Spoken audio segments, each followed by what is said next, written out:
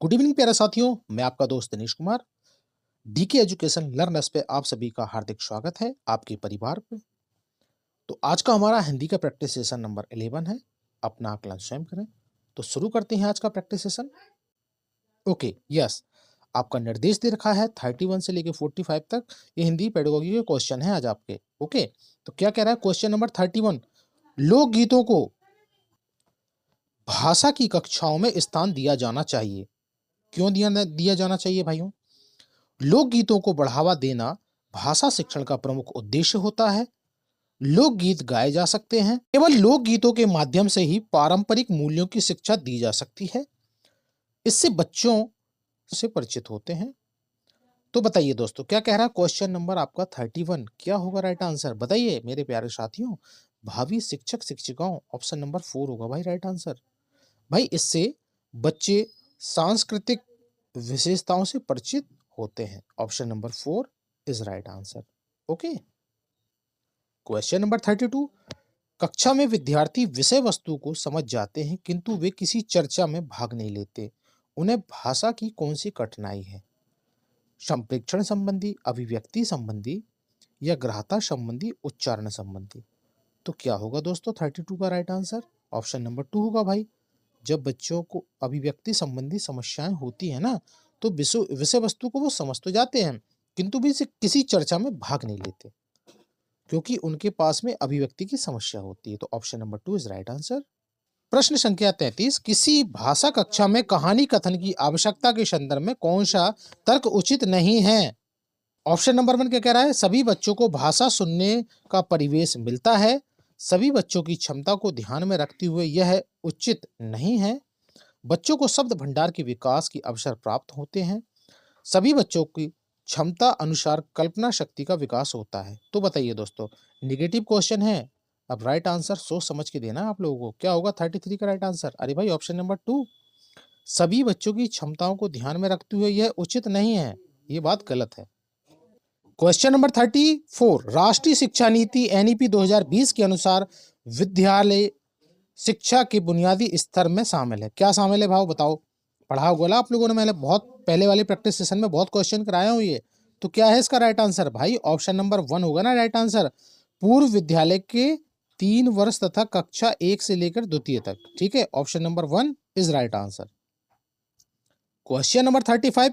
मौखिक अभिव्यक्ति में बोधगम्यता बनाए रखने के लिए निम्नलिखित में से किस पर सर्वाधिक ध्यान देना आवश्यक है? विराम चिन्हों के उचित प्रयोग से अभिव्यक्ति में सम्यक गति। ऑप्शन नंबर 2, सरल व सुबोध भाषा का प्रयोग करना। वार्तालाप करते समय शिष्टाचार का ध्यान रखना। सर्वमान्य भाषा के प्रयोग के साथ साथ अप्रचलित शब्दों का भी पर्याप्त प्रयोग करना। तो बताइए मेरे प्यारे साथियों, 35 का राइट आंसर क्या होगा? मौखिक अभिव्यक्ति में बोधगम्यता बनाए रखने के लिए क्या आवश्यक है, यह किस बात पे ध्यान देना है? भाई बताइए क्या होगा 35 का राइट आंसर? अरे आप लोगों को क्या करना है? विराम चिन्हों के उचित प्रयोग से अभिव्यक्ति में सम्यक गति बनानी है। Option number 1 is right answer. Question number 36। एक लघु कथा पढ़ते समय कौन सी पठन के साथ की गतिविधि हो सकती है? चलिए भाई प्यारे शिक्षक शिक्षिकाओं, शिक्षार्थी कहानी की घटनाओं के पूर्व अनुमान के लिए चर्चा करते हैं। शिक्षार्थी जोड़े में काम करते हैं और एक दूसरे को पढ़कर सुनाते हैं। शिक्षार्थी रचनात्मक के आत्म कथात्मक तथ्यों पर चर्चा करते हैं। विद्यार्थी नए शब्दों के अर्थ पूछता है या पूछती है। तो क्या होगा दोस्तों 36 का राइट आंसर? बताओ मेरे प्यारे साथियों। Option number 1 is right answer. अरे भाई, शिक्षार्थी कहानी की घटनाओं के पूर्व अनुमान के लिए प्रतिचर्चा करते हैं। ठीक है, ये क्या है? आपके पढ़ते समय पठन के साथ की गतिविधि होती है। Option number 1 is right answer. Question number 37। आप किसी विद्यालय में हिंदी भाषा शिक्षक के पद पर कार्यरत हैं। अरे भाई सारे के सारे होंगे आप लोग। कोई हिंदी का होगा, कोई साइंस का होगा, कोई एसएसटी का होगा। तो आप, ये तो होना तो है। तो आप कक्षा 8 की छात्रों के आकलन के लिए किसका सहारा लोगे या चाहोगे? बोर्ड परीक्षा का, निबंधात्मक परीक्षा का, वस्तुनिष्ठ परीक्षा का, ग्रेडिंग व्यवस्था का? तो क्या है सही आंसर? तो 37 का राइट आंसर क्या होगा मेरे प्यारे साथियों? ऑप्शन नंबर 4 ग्रेडिंग सिस्टम जो वर्तमान में एनईपी न्यू एजुकेशन पॉलिसी के तहत लागू की गई है ना। क्वेश्चन नंबर 38, एक समाचार पत्र लेख जिसमें कक्षा 8 तक के विद्यार्थियों के लिए परीक्षा ना हो को मुद्दा बनाया है। यह लेखन किस रूप में जाना जाता है? वर्णनात्मक लेखन, आकर्षण लेखन, तुलनात्मक लेखन या क्रिएटिविटी रचनात्मक लेखन? तो क्या है भाई 38 का right answer? Option number third is right answer. कौन सा होगा भाई? आकर्षक लेखन। समझ में आया क्वेश्चन? नहीं आया? क्वेश्चन नंबर 39, रिक्त स्थान की भूमिका उस समय रिक्त स्थान को समझने की होती है जो शिक्षार्थी और शिक्षक निर्धारित लक्ष्यों की दिशा में करते हैं। मूल्यांकन, वृद्धि, आकलन, प्रगति या ऑप्शन नंबर थर्ड मूल्यांकन एवं अधिगम, आकलन व अधिगम। तो क्या है प्यारे साथियों 39 का right answer? Option number two. भाई क्या कर रहे हो? आकलन की भूमिका उस प्रगति को समझने की होती है जो शिक्षार्थी और शिक्षक निर्धारित लक्ष्यों की दिशा में करते हैं। Okay, option number two is right answer. Question number 40, उपचारात्मक शिक्षण का आधार निम्नलिखित में से कौन सा है? स्व परीक्षण, पाठ्य पुस्तक परीक्षण, निदानात्मक परीक्षण या व्याख्यान परीक्षण? तो क्या है मेरे प्यारे साथियों 40 का right answer? Option number third निदानात्मक परीक्षण। Okay, option number third is right answer. Question number 41, भाषा शिक्षण के संदर्भ में कौन सा कथन सही नहीं है? चलिए भाई, भाषा अर्जन और भाषा अधिगम में अंतर होता है। भाषा शिक्षण में केवल भाषाई शुद्धता पर ही अधिक बल रहता है। भाषा सीखने में अन्य विषयों का अध्ययन अध्यापन सहायक होता है। समृद्ध भाषा परिवेश भाषा अर्जित करने में सहायक होता है। तो निगेटिव क्वेश्चन है दोस्तों, ध्यान रखना, गलत नहीं करना है इसको। क्या होगा right answer? Option number two होगा ना भाई। क्यों होगा? भाषा अधिगम में केवल नाम का दैत्य राक्षस यहाँ आ गया है, भाषाई शुद्धता पर ही अधिक बल देता है। ये देखो, बल नाम का दूसरा राक्षस आ गया। Okay, option number two is right answer. Question number 42, एक बहुसांस्कृतिक पृष्ठभूमि वाली कक्षा में भाषा सीखने के बारे में कौन सा विचार उचित होगा? अधिकाधिक पुस्तकों का निर्माण किया जाए, भाषा सीखने के लिए व्याकरणिक नियमों का और अधिकाधिक प्रयोग होना चाहिए। ऑप्शन नंबर थर्ड क्या कह रहा है? भाषा परिवेश का निर्माण किया जाए ताकि भाषा अर्जन की सहज स्थिति बन सके। ऑप्शन नंबर फोर कह रहा है बच्चों में भाषा सीखने की क्षमता बलपूर्वक विकसित करनी होती है। तो भाई ये तो गलत हो गया, बलपूर्वक। ओके, अब बताइए 42 का राइट आंसर क्या है? ऑप्शन नंबर थर्ड होगा ना मेरे भाइयों। क्यों होगा? क्योंकि भाषा परिवेश का निर्माण किया जा रहा है ताकि भाषा अर्जन की सहज स्थिति बन सके, स्मूथ प्रोसेस से। ये काम आप लोगों को कराना है। क्वेश्चन नंबर 43, उपचारात्मक शिक्षण के लिए निम्नलिखित में से कौन सा कार्य नहीं किया जाता? भाई सतत एवं व्यापक विकास ये तो किया जाता है। प्राथमिक स्तर पर बच्चों के परीक्षा में फेल होने पर उन्हें अगली कक्षा में प्रमोशन या पदोन्नत करने में से रोकता है। उच्चतर माध्यमिक कक्षाओं में विज्ञान विषय को अलग अलग संकायों के रूप में पढ़ाना। माध्यमिक कक्षाओं में विज्ञान विषय को संयुक्त विषय के रूप में पढ़ाना। तो बताइए प्यारे साथियों, उपचारात्मक डायग्नोस्टिक सिस्टम शिक्षण के लिए निम्नलिखित में से कौन सा कार्य नहीं किया जा रहा है? 43 का राइट आंसर क्या है? ये देखो भाई, पकड़ लिया होगा आपने। ऑप्शन नंबर टू, प्राथमिक स्तर पर बच्चों के परीक्षा में फेल होने पर उन्हें अगली कक्षा में प्रमोशन करने से रोकना। भाई ये तो नहीं है, ये इसीलिए गलत हुआ है ना, क्योंकि भाई बच्चे को प्रमोशन करने से रोक रहा है। क्या कहती है न्यू एजुकेशन पॉलिसी? भाई 8वीं क्लास तक के बच्चों को फेल नहीं करना है, 8वीं क्लास। ओके, तो ऐसी नौबत नहीं आने देना है आप लोगों को कि आपके बच्चे फेल हों। सबको बढ़िया तरीके से, क्रिएटिव तरीके से सिखाते हुए आप लोगों को चलना है। ठीक है भाई। क्वेश्चन नंबर 44, निष्कर्ष निकालने के कौशल का विकास करने के लिए कौन सी शिक्षण अधिगम सामग्री एक अच्छा संसाधन है? चलिए भाई, पॉजिटिव क्वेश्चन है आपका। प्रमाणिक वस्तुएं और पठन सामग्री, कक्षा में शब्द दीवार, एक ही पठन सामग्री का भिन्न भिन्न भाषाओं में अनुवाद करके देना, विभिन्न छवियों को दर्शाने वाले फ्लैश कार्ड और अन्य, या उनके अनेक आधार पर अनुमान लगाना कि वे किस बारे में हैं। चलिए भाई, ठीक ठाक क्वेश्चन है, पर आप लोग पकड़ लोगे।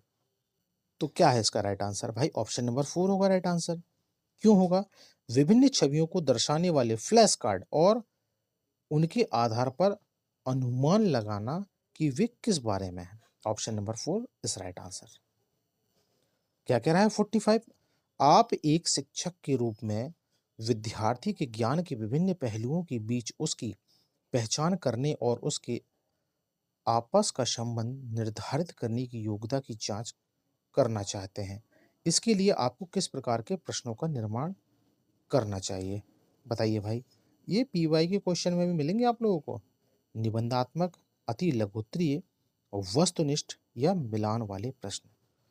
भाई सिंपल सा क्वेश्चन है और इसका आंसर अब आप बताइए जल्दी से, टाइम बर्बाद नहीं करना दोस्तों। क्या करना है भाई? बताओ बताओ, फंसोगे इसमें आधे से बच्चे। अरे क्या होगा राइट आंसर? ऑप्शन नंबर 1 होगा ना, निबंधात्मक प्रश्न। अब चलिए भाई, फ्री के 15 नंबर वाले गद्यांश और पद्यांश ध्यानपूर्वक पढ़ना है और सही पिन पॉइंट पे पहुंच के राइट उत्तर लगाना है।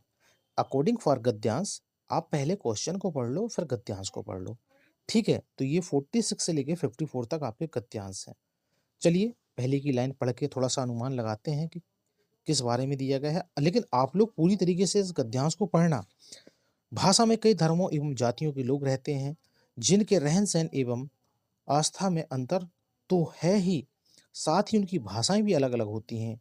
इन सब के बावजूद पूरे भारतवर्ष के लोग भारतीयता की जिस भावना के ओतप्रोत रहते हैं उसे राष्ट्रीय एकता का विश्व भर में सर्वोत्तम उदाहरण कहा गया है। इसी भावना का परिणाम है कि जब कभी भी हमारी एकता को खंडित करने का प्रयास किया जाता है तो भारत का एक एक नागरिक सजग होकर ऐसी असामाजिक शक्तियों के विरुद्ध खड़ा दिखाई पड़ता है। राष्ट्रीयता के लिए भौगोलिक सीमाएं, राजनीतिक चेतना और सांस्कृतिक एक संबद्धता अनिवार्य होती है। यद्यपि प्राचीन काल में हमारी भौगोलिक सीमाएं इतनी व्यापक नहीं थीं और यहाँ अनेक राज्य स्थापित थे, तथापि हमारी सांस्कृतिक और धार्मिक चेतना एक थी। कन्याकुमारी से हिमालय तक और असम से सिंध तक भारत की सांस्कृतिक और धर्म एक थे। यही एकात्मक हमारी राष्ट्रीय एकता की नींव है, जो भिन्न भिन्न क्षेत्रों में अपनी अपनी अलग परंपरा थी। तो ठीक है दोस्तों, ये भी आपका गद्यांश है, अच्छे से पढ़ लीजिएगा, ठीक है? और ये भी आपका गद्यांश है। अब यहाँ से 46 से आपके ना क्वेश्चन बनते हैं इसके। अकॉर्डिंग फॉर गद्यांश, राष्ट्रीय एकता का विश्व भर में सर्वोत्तम उदाहरण किसे कहा जाता है? चलिए भाई, भारतीयों की भावना को कहा जाता है, भारतीयता को कहा जाता है, सामाजिक एकता को कहा जाता है या क्षेत्रीयता को कहा जाता है? तो भाई अकॉर्डिंग फॉर गद्यांश 46 का राइट आंसर क्या होगा प्यारे साथियों? भावी शिक्षक शिक्षिकाओं, आप लोगों ने पढ़ा है ना, भारतीयता की भावना को कहा जाता है। Option number 1 is right answer. गद्यांश में दिया गया है, पढ़ा होगा तो मिल गया होगा आप लोगों को। क्वेश्चन नंबर 47, पूरी दुनिया में भारत की अलग पहचान कौन स्थापित करता है? हमारी अलग परंपराएं, हमारे अलग रीति रिवाज, हमारी आस्थाएं, विविधता में एकता। तो बताओ प्यारे साथियों, बहुत प्यारा गद्यांश है ये। दिया था ना पहले, विविधता में एकता। Option number 4 is right answer. आपने फर्स्ट वाले स्लाइड में पढ़ा होगा। 48, कौन सी एकात्मकता भारत की राष्ट्रीय एकता की नींव थी? विविधता में एकता, विविधता, सांस्कृतिक और धर्म का एक होना, भारतीयता की भावना। तो बताओ प्यारे साथियों 48 क्या कह रहा है? क्या था, आपने पढ़ा था ना, सांस्कृतिक और धर्म का एक होना। Option number 3 is right answer. पढ़ा था ना बीच में, फर्स्ट स्लाइड में था ये भी। क्वेश्चन नंबर 49, निम्नलिखित में से किस कारण के लिए राष्ट्रीय एकता की आवश्यकता की चर्चा इस गद्यांश में नहीं की गई है? चलिए भाई, वो कौन सा पॉइंट है जिसकी चर्चा गद्यांश में नहीं की गई है? राष्ट्र की उन्नति के लिए, धार्मिक एकता, स्वतंत्रता की रक्षा, बहादुरी, दुश्मनों से रक्षा। तो बताओ प्यारे साथियों, 49 का राइट आंसर है भाई धार्मिकता के बारे में। Option number 2 is right answer. Question number 50, विदेशी शक्तियों ने किस पर आधिपत्य स्थापित कर लिया था? पढ़ा आपने गद्यांश में, पढ़ा था, फर्स्ट वाली स्लाइड में है। एकता पर, सांस्कृतिक एकता पर, सभ्यता और संस्कृति पर या भारत पर? तो बताओ दोस्तों, 50 का क्या है right answer? Option number 4 Bharat. Okay. Question number 51, आक्रांत का तात्पर्य क्या है? चलिए भाई, आक्रांत से क्या मतलब है? पूर्व ज्ञान भी काम देगा, लेकिन अकॉर्डिंग फॉर गद्यांश आपको हिसाब से लगाना है। क्या होगा? अरे भाई ऑप्शन नंबर 2 होगा ना, अपने अधिकार में लेना, आक्रांत का तात्पर्य है अपने अधिकार में लेना। Option number 2 is right answer. Question number 52, क्षेत्रीयता की तरह किस शब्द संज्ञा शब्द का प्रयोग प्रस्तुत गद्यांश में नहीं हुआ है? जातीयता, सांस्कृतिक, राष्ट्रीयता या इसमें से कोई नहीं। तो क्या है भाई 52 का राइट आंसर क्या है भाई? क्वेश्चन नंबर 53, दुश्मनों से रक्षा के लिए वाक्य में रेखांकित शब्द कौन सा कारक है? चलिए भाई कारक भी आ गया आपका, अपादान, करण, कर्ता, संप्रदान। बताइए, कर्ता ने कर्म को करने से हैं पढ़ा है ना भाई, ये पूर्व ज्ञान काम देगा यहाँ पे। तो क्या है राइट आंसर भाई? ऑप्शन नंबर 2 करण कारक। ओके। 54 क्या कह रहा भाई? इन विदेशी शक्तियों ने हमारी सभ्यता वाक्य में रेखांकित शब्द है संबंधवाचक सर्वनाम, अनिश्चयवाचक सर्वनाम या निश्चयवाचक सर्वनाम, निजवाचक सर्वनाम। तो भाई ठीक ठाक सा क्वेश्चन है, नंबर लेकिन छोड़ना नहीं है सीटेट वालों के पास। क्या होगा भाई? हमारी सभ्यता कौन सा होगा? अरे निश्चयवाचक सर्वनाम। Option number 3 is right answer. समझ में आ गया? अब भाई आपका निर्देश दे रखा है 55 से लेके 60 तक आपके ये पद्यांश से क्वेश्चन है, ठीक है।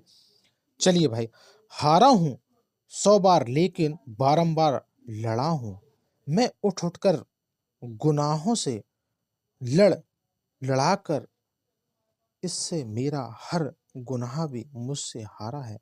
मैंने अपने जीवन को इस तरह उभारा है, डूबा हूँ हर रोज किनारे तक आ आकर, लेकिन मैं हर रोज उगा हूँ जैसे दिनकर, इससे मेरी असफलता भी मुझसे हारी, मैंने अपनी सुंदरता इस तरह सवारी। भाई बहुत प्यारा प्रसंग है यार, बहुत प्यारा प्रसंग है भाई। आप लोगों को भी अपनी ही सीटेट से अपनी विजयी प्राप्त करने के बाद आपको अपनी सुंदरता एक गवर्नमेंट जॉब लेकर आपको भी संवारनी है, ठीक है। आपको संवारना है और अपने परिवार की भी संवारनी है, ठीक है मेरे भाइयों। और साथ साथ उन बच्चों की भी संवारना है जिनका दायित्व आप लोगों के ऊपर में है, ठीक है। 55 नंबर क्या कह रहा भाई? पद्यांश से हैं ये सारे के सारे क्वेश्चन। कवि ने अपनी असफलता पर विजय कैसे पाई है? भाई बताओ। संघर्ष ना करके, निरंतर संघर्ष करके, सुंदर बनकर या गुनाहों से लड़के? बताओ मेरे दोस्तों। बहुत प्यारा भाई, बहुत प्यारा पद्यांश है आपका। क्या है राइट आंसर मेरे प्यारे साथियों? अरे निरंतर संघर्ष करके आप लोग भी तो कर रहे हो ना, हैं भाई। बीएड करो, बीटीसी करो, उसके बाद सीटेट करो, फिर उसके बाद और D SSS करो, NBS KBS करो, है ना। तो भाई आप लोगों को भी निरंतर संघर्ष करके अपनी सफलता को प्राप्त करना है। क्वेश्चन नंबर 56, किनारे तक आकर डूबने का अर्थ बताइए भाई क्या है? क्या है? पद्यांश के अकॉर्डिंग है काम तमाम होना, प्रत्न व्यर्थ जाना, सफलता के समीप होकर भी सफल ना होना या हार जाना। बताइए भाई क्या है राइट आंसर? क्या है भाभी शिक्षक शिक्षिकाओं, मेरे शेर शेरनियों? क्या है 56 का राइट आंसर? अरे भाई ये मुहावरे का जैसे ही प्रसंग है, किनारे तक आकर डूबने, लेकिन अकॉर्डिंग फॉर पद्यांश, ठीक है। तो उसके हिसाब से लगाना है आप लोगों को। भाई ऑप्शन नंबर 3 होगा, सफलता के समीप होकर भी सफल ना होना। आप लोगों में बहुत सारे ऐसे मेरी भाभी शिक्षक शिक्षिका होंगे जिन्होंने इस चुनौती से आप लोगों का सामना हुआ होगा, ठीक है। क्वेश्चन नंबर 57, कभी सूर्य का उदाहरण देकर क्या बताना चाहता है? चलिए भाई, हार के बाद फिर संघर्ष करना, संसार में दुखों का प्रकाश फैलाना, क्रोध में आकर आग बरसाना या ये सभी। तो क्या होगा भाई 57 का राइट आंसर? बताइए मेरे प्यारे साथियों। अरे हार के बाद फिर संघर्ष करना, option number 1 is right answer. Question number 58, कवि ने अपना जीवन कैसे संवारा है? चलिए भाई, जैसे मेरे शिक्षक शिक्षिकाओं ने संवारा है, जीत कर, खुश रहकर, सूर्य की तरह चमक कर, हार ना मानकर, निरंतर संघर्ष करके। भाई बताओ क्या है मेरे भाई? शेर शेरनियों क्या है राइट आंसर? पकड़ लिया आप लोगों ने। हार ना मानकर, निरंतर संघर्ष करके। ओके। सीटेड तो एक बहाना है, मंजिल को आगे जाके पाना है। Option number 4 is right answer. Question number 59, उठ उठकर में कौन सा अलंकार है, बताइए भाई। अनुप्रांस है, पुनरुक्ति प्रकाश, उपमा, रूपक, क्या है प्यारे साथियों इसमें? कौन सा अलंकार है? 59 का राइट आंसर क्या होगा? अरे भाई पुनरुक्ति प्रकाश, option number 2 is right answer. Okay. Question number 60, असफलता में प्रयुक्त उपसर्ग क्या है भैया? असफलता में कौन सा उपसर्ग है? ता, अस, लता, ये तो नहीं होंगे भाई, ये तो सारे के सारे गड़बड़ हैं, ये तो पूर्व ज्ञान आपका काम देगा।